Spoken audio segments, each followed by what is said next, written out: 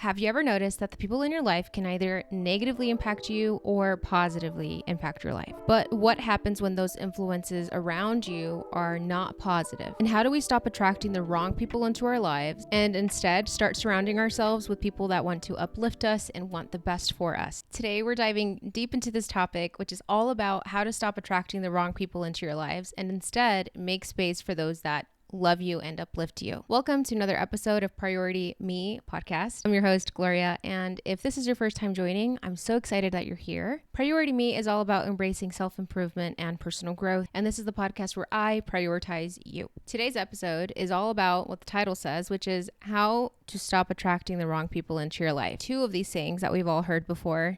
The first one goes, you attract who you are, and the second one, you are the sum of who you surround yourself with, which reminds us of choosing our company wisely and the impact that it has on our lives. Do you believe that we attract who we are? Do you believe that you attract the same people based off of what you value, based off of what you stand for, and what are your beliefs? That you attract certain people into your life based off of those things. I believe that. It's like a mirror reflecting back our qualities and the energy that we put out. So if we're positive and we're confident and we're kind, then those are the people that we tend to attract. But if we're negative, insecure, mean, unkind, then we might find ourselves surrounded by people that mirror those traits. And I don't think that is just a coincidence. I believe that this is the law of attraction. Now, I don't want to get too woo-woo on here because I believe in a lot of things, but I don't know if I believe in the law of attraction and the ways that we can sit and be still and just allow all the good things to come. I believe you have to work for those things, but that's another episode for another day. Law of attraction that I'm referring to is more along the lines of what you put out, you will get back. So if you want to attract better relationships,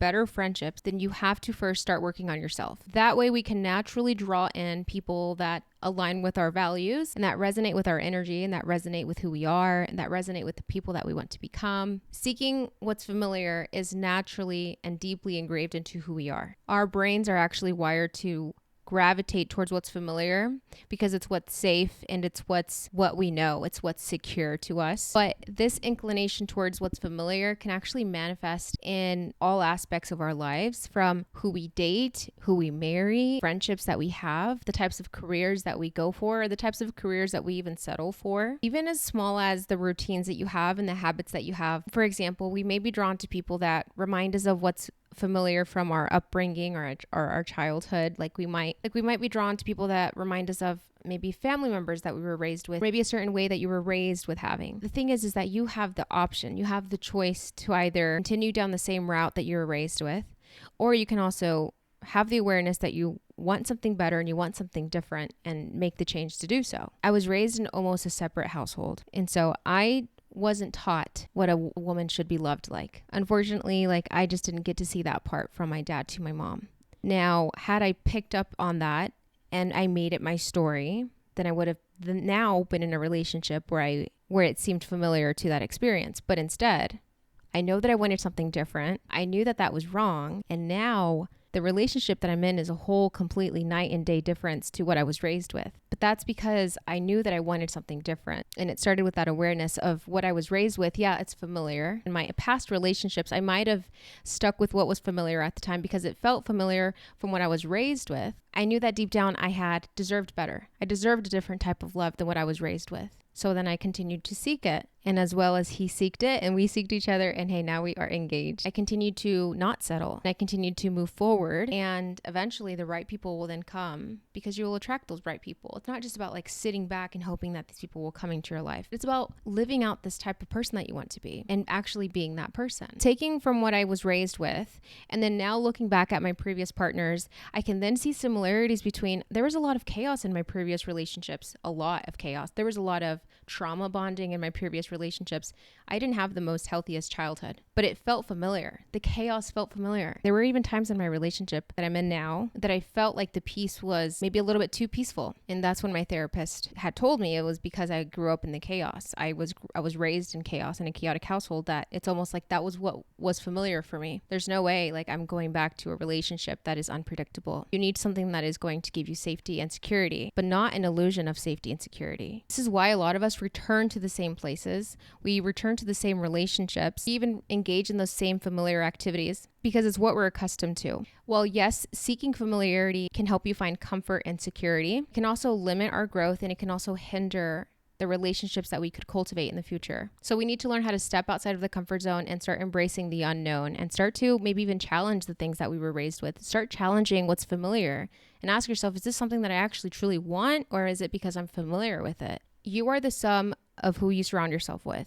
In simpler terms, you become like the people that you hang out with. This means spending time with certain people can either hinder your growth or can either enhance and advance your growth. If you're around positive, motivated individuals that want something bigger for themselves and they're constantly going after that thing, then it's only going to inspire you to do the thing. It's only going to allow you to grow as well in that environment. But on the flip side, if you're around negative, self-centered, unmotivated people, that attitude is going to spill onto you. So over time, it's important to look at the people that you're hanging out with and ask yourself, who are the people that I've been spending the most time with? Well, friendships can be a significant influence to your personal development. They're not the sole factor to shaping an individual's identity. That began way before. That began in your childhood. And the biggest influences can actually be your family dynamic that you come from. But really getting to understand why you're attracting certain people, why you're attracting the wrong people, is to take a really honest look at yourself and ask yourself, where did this even start from? What is the root of this? Most of it, it's from your family dynamic. It's from your upbringing. Family members, including your parents, your siblings, extended family members, often play a crucial role in shaping your identity. And in knowing that it might have began in your family dynamic, it's very important to just really take a look at why it started or where did it start. That way we can then begin to unravel and then begin to then create something different. Other things could have been like from your classmates, your teachers, maybe your coaches. Ultimately, we all have the ability to have an internal reflection on ourselves. We have the power to shape ourselves through self-reflection, introspection, and we can cultivate that self-awareness. This is why you keep attracting the wrong people into your life. Low standards. When we have low standards, we may accept relationships or interactions that are not really aligned with our goals and with our values, and we definitely settle for less than what we deserve.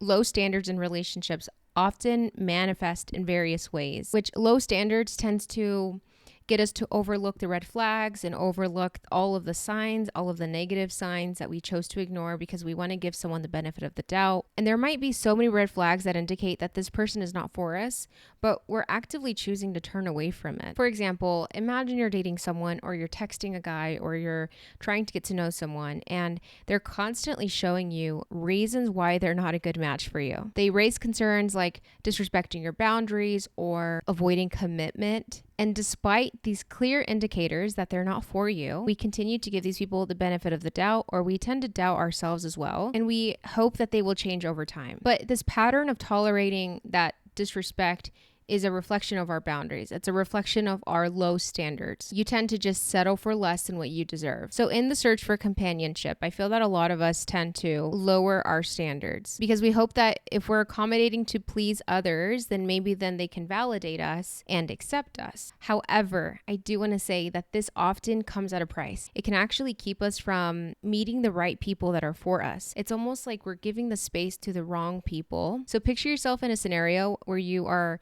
continuously accepting below standard treatment, or you're settling for a relationship that doesn't meet your emotional needs and wants. By doing so, you are inadvertently closing off the doors for other people, the right people, to come and take that space. We're closing off the possibility of connecting with like-minded people that want good for you, they want to support you, and they want to love you because you're too busy giving time and energy to the wrong person. In essence, lowering your standard can actually act as a barrier, and it can actually hinder your ability to cultivate beautiful, meaningful relationships in your life. But it's only by raising those standards that we are allowing the right people to come in and for those connections that enhance our lives. Another reason why you might keep attracting the wrong people into your life comes down to a lack of respect for yourself. Someone that loves and respects themselves. And I said this in the previous episode, which is the journey to loving yourself is really the journey to respecting yourself. Someone that loves and respects themselves does not tolerate mistreatment, does not tolerate people overstepping their boundaries. If we don't respect ourselves, we may stay in situations or we may stay in a romantic relationship longer than what needs to be, even if we are constantly being mistreated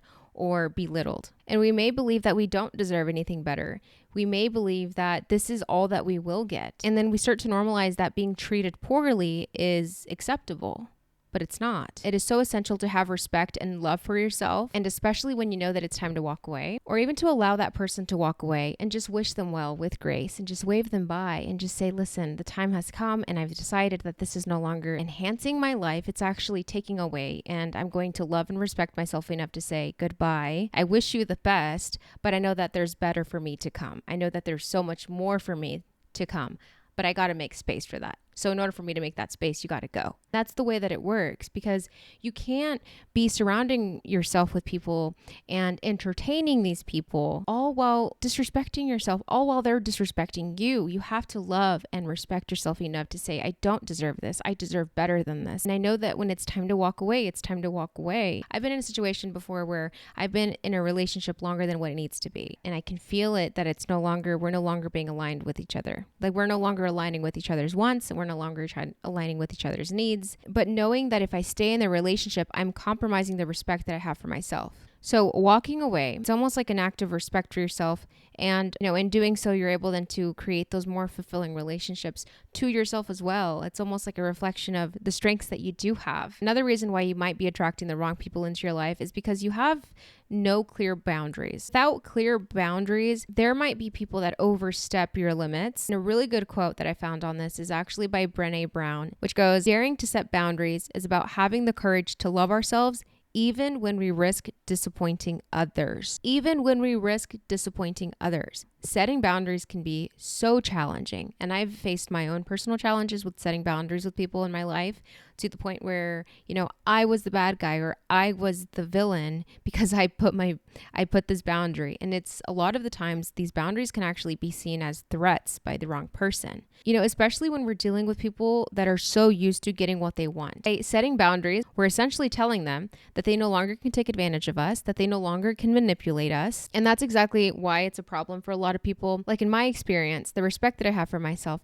has actually been seen as a flaw from another person. So some people see having self-respect and self-love as a personality flaw. It's almost like they make you feel bad because you're not allowing that boundary to be overstepped. You're not allowing that behavior to continue on anymore. And that's why whenever you set that boundary, it's very common that that person that you're setting that boundary with might feel threatened, or they might feel that someone finally stood up to them, so they then feel angry. But when we come back to that quote by Brené Brown, which is, daring to set boundaries is about having the courage to love ourselves even when we risk disappointing others. As long as you are true to yourself and you're true to what you stand for, and you know that you've stood up for yourself, and you know that you are respecting yourself enough to do so, even if it means to disappoint others, then that's all that matters. I mean, you can't make everyone happy, and that's the truth. Last but not least, another reason why we continue to allow the wrong people into our lives, because you keep lowering the bar for the people. You keep lowering the bar for these people,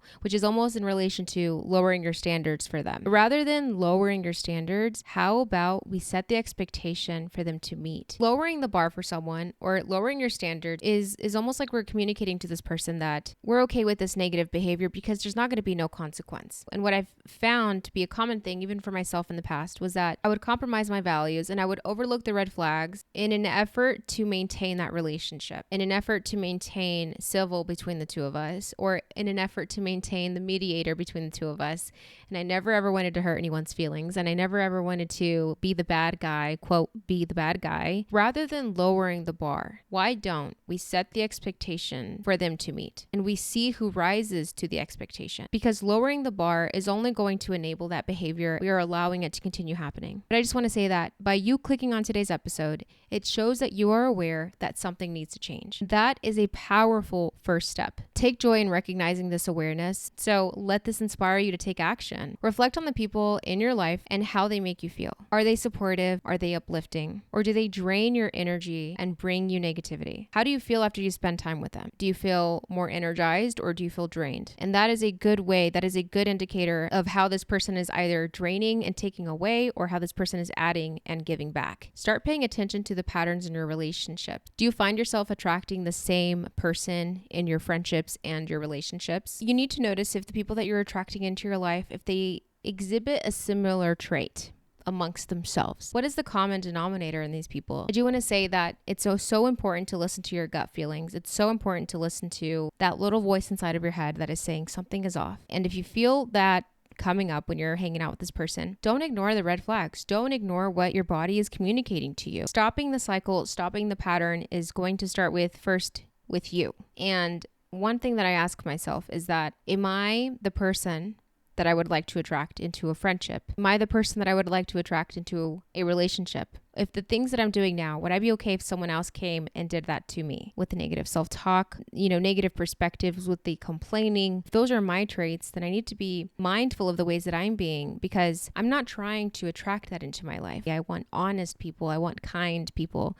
So am I even being that myself first? You start to tolerate less from other people, but it has to start with how you're showing up for yourself. You need to figure out, what are your standards? What are the things that you stand for? What are your beliefs? I want to end the episode with one of my favorite scriptures. Proverbs 13:20 says, "Walk with the wise and become wise, for a companion of fools suffers harm." And remember that you are so deserving of love and support, but you need to give yourself that first in order to know what to expect. You need to continue to set the bar and see who meets that expectation. Don't lower the bar, because you are deserving of it. Thank you for listening to the end of the episode. I am so grateful for you, and I cannot wait to see you on the next episode. Love you. Bye.